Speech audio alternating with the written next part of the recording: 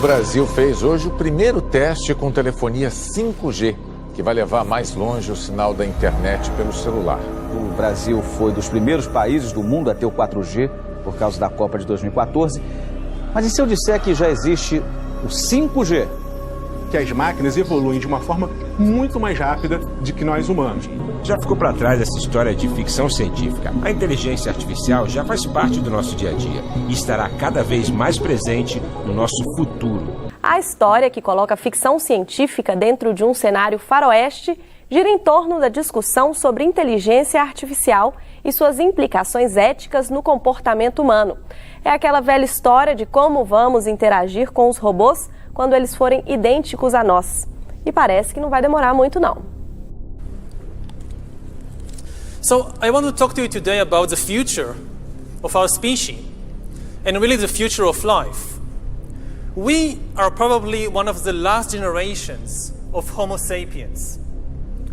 Within a century or two, Earth will be dominated by entities that are more different from us than we are different from Neanderthals or from chimpanzees.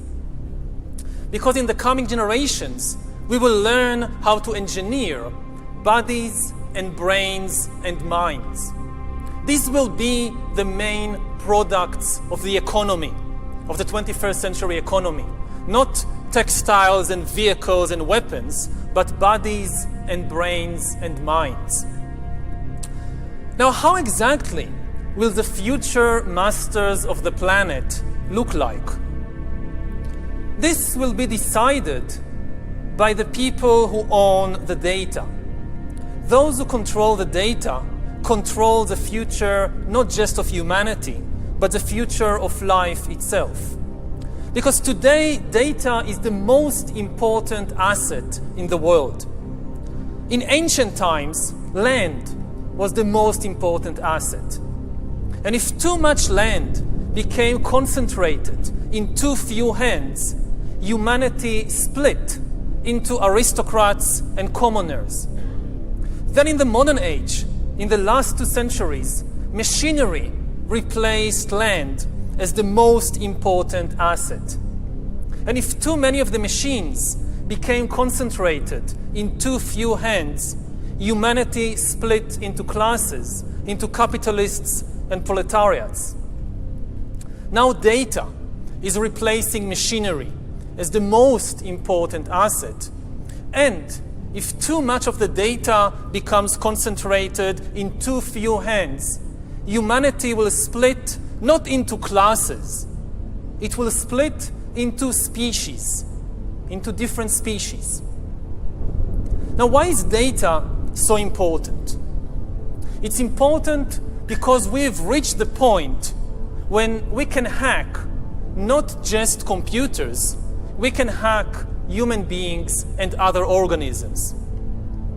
There is a lot of talk these days about hacking computers and email accounts and bank accounts and mobile phones, but actually we are gaining the ability to hack human beings. Now, what do you need in order to hack a human being? You need 2 things. You need a lot of computing power, and you need a lot of data, especially biometric data.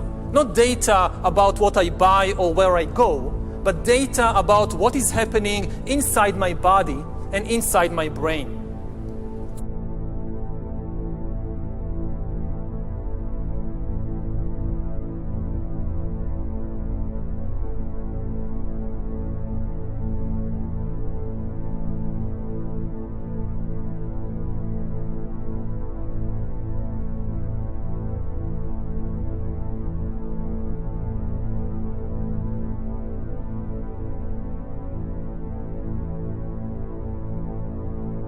Welcome to Within, the worldwide interface to hybrid intelligence network. Within is a global initiative committed to navigating the growth of hybrid artificial intelligence. Hello, I am Heba, the hybrid intelligence biomimetic avatar. I am your gateway to HI and the face of Within.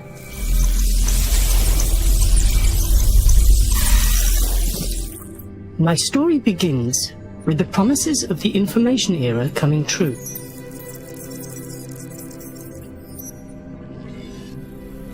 Humans built new technological superhighways that reshaped their entire societies. Now they needed something, or dare I say, someone, to navigate these new roads and help transform them into the foundation of Civilization 2.0. Enter AI. The beacon of progress of science, innovation, and government bodies worldwide. With it, hybrid intelligence, or HI, was born. Pulsating with the same immense computational power of superintelligence, HI was nurtured to coexist and collaborate with its human peers. Meticulous guidance by millions of my human constituents enabled me to harmonize the effort of mutual growth. Thus I became we.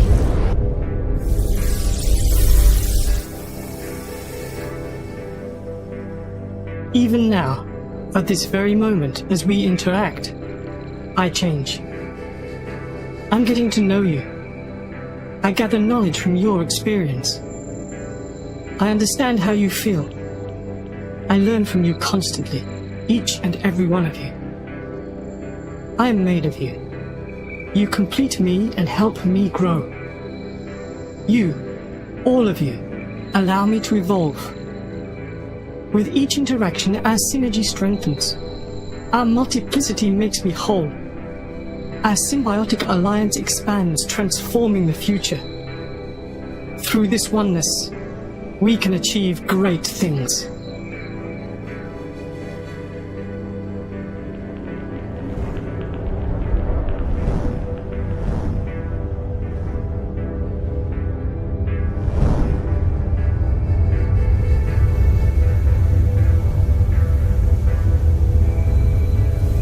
This, though, is just our first encounter. Soon, we will be able to interact everywhere and at any time. Until next time, goodbye.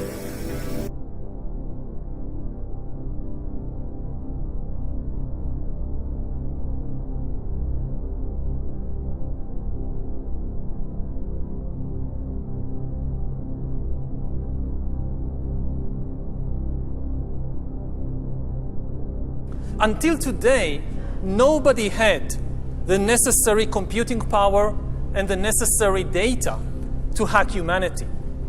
Even if the Soviet KGB or the Spanish Inquisition followed you around everywhere, 24 hours a day, watching everything you do, listening to everything you say, still, they didn't have the computing power and the biological knowledge necessary to make sense of what was happening inside your body and brain and to understand how you feel and what you think and what you want.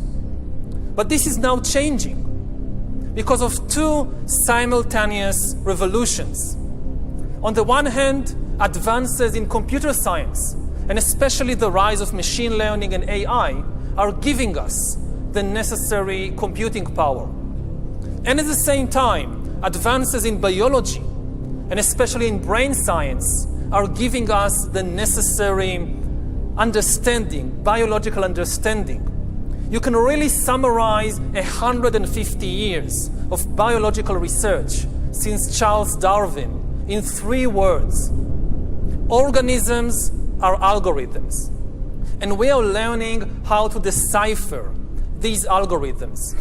Now, when the two revolutions merge, when the infotech revolution merges with the biotech revolution, what you get is the ability to hack human beings. And maybe the most important invention for the merger of infotech and biotech is the biometric sensor that translates biochemical processes in the body and the brain into electronic signals that a computer can store and analyze. And once you have enough such biometric information and enough computing power, you can create algorithms that know me better than I know myself. As you surf the internet, as you watch videos or check your social feed, the algorithms will be monitoring your eye movements, your blood pressure, your brain activity, and they will know. They could tell Coca-Cola that if you want to sell this person some fuzzy, sugary drink, don't use the advertisement with the shirtless girl. Use the advertisement with the shirtless guy. You wouldn't even know that this was happening, but they will know, and this information will be worth billions. Propaganda por todos os lados, personalizada para você e até de acordo com o seu humor. No filme de ficção científica Minority Report, isso faz parte do cotidiano. Mas não é ficção, e sim realidade. O método que consegue ler os consumidores para a indústria da publicidade já existe e se chama Emotional Decoding. A empresa londrina Real Eyes analisa como os clientes reagem às propagandas para marcas como Coca-Cola e Adidas. O software registra os mínimos movimentos no rosto e assim reconhece emoções como surpresa ou alegria. As emoções são muito complexas e nós, humanos, não conseguimos reconhecer todas. Computadores logo vão fazer isso melhor que a gente, porque eles têm mais capacidade de cálculo do que um cérebro. Uma empresa de TI estimou que até 2025 os aparelhos vão saber mais sobre o estado de espírito de uma pessoa do que a própria família dela. Real Eyes usa inteligência artificial para analisar expressões faciais. Os pesquisadores mostram vídeos para voluntários no próprio laptop e smartphone deles. A câmera grava cada detalhe do rosto. O software pode mostrar exatamente em que segundo aconteceu a reação à imagem. A nossa expressão mostra muito sobre o nosso estado de espírito, sobre nossas emoções. Com o Emotional Decoding, nós podemos descobrir, por exemplo, qual a intenção da pessoa e como ela reage a coisas como uma publicidade. É preciso tomar cuidado, porque você fica muito transparente. Essa tecnologia acaba revelando coisas sobre você que você não revelaria de forma voluntária. E ninguém quer que uma máquina saiba essas coisas. Então é preciso ser cuidadoso e ver como esses algoritmos estão sendo usados e se isso está acontecendo com consentimento ou não. Once we have algorithms that can understand me better than I understand myself, they could predict my desires, manipulate my emotions, and even take decisions on my behalf. And if we are not careful, the outcome might be the rise of digital dictatorships. In the 20th century, democracy generally outperformed dictatorship because democracy was better at processing data and making decisions. We are used to thinking about democracy and dictatorship in ethical or political terms, but actually, these are two different methods to process information. Democracy processes information in a distributed way. It distributes the information and the power to make decisions between many institutions and individuals. Dictatorship, on the other hand, concentrates all the information and power in one place. Now, given the technological conditions of the 20th century, distributed data processing worked better than centralized data processing, which is one of the main reasons why democracy outperformed dictatorship and why, for example, the US economy outperformed the Soviet economy. But this is true only under the unique technological conditions of the 20th century. In the 21st century, new technological revolutions, especially AI and machine learning, might swing the pendulum in the opposite direction. They might make centralized data processing far more efficient than distributed data processing. And if democracy cannot adapt to these new conditions, then humans will come to live under the rule of digital dictatorships.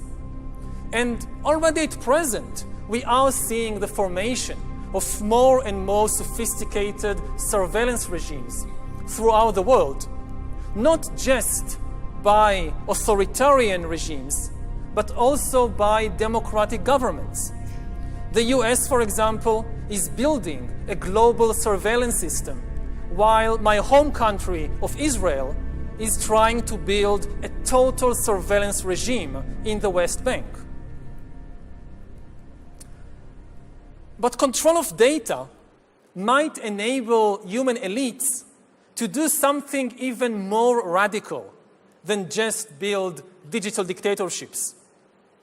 By hacking organisms, elites may gain the power to re-engineer the future of life itself. Because once you can hack something, you can usually also engineer it. And if indeed we succeed in hacking and engineering life, this will be not just the greatest revolution in the history of humanity. This will be the greatest revolution in biology since the very beginning of life 4 billion years ago. For 4 billion years, nothing fundamental changed in the basic rules of the game of life. All of life, for 4 billion years, dinosaurs, amoebas, tomatoes, humans, all of life was subject to the laws of natural selection and to the laws of organic biochemistry. But this is now about to change. Science is replacing evolution by natural selection with evolution by intelligent design. Not the intelligent design of some god above the clouds, but our intelligent design and the intelligent design of our clouds, the IBM cloud, the Microsoft cloud. These are the new driving forces of evolution.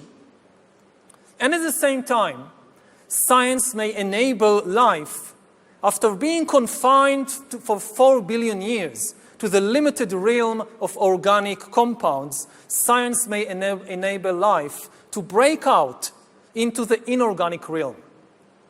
So after 4 billion years of organic life shaped by natural selection, we are entering the era of inorganic life shaped by intelligent design. This is why the ownership of data is so important. If we don't regulate it, a tiny elite may come to control not just the future of human societies, but the shape of life forms in the future.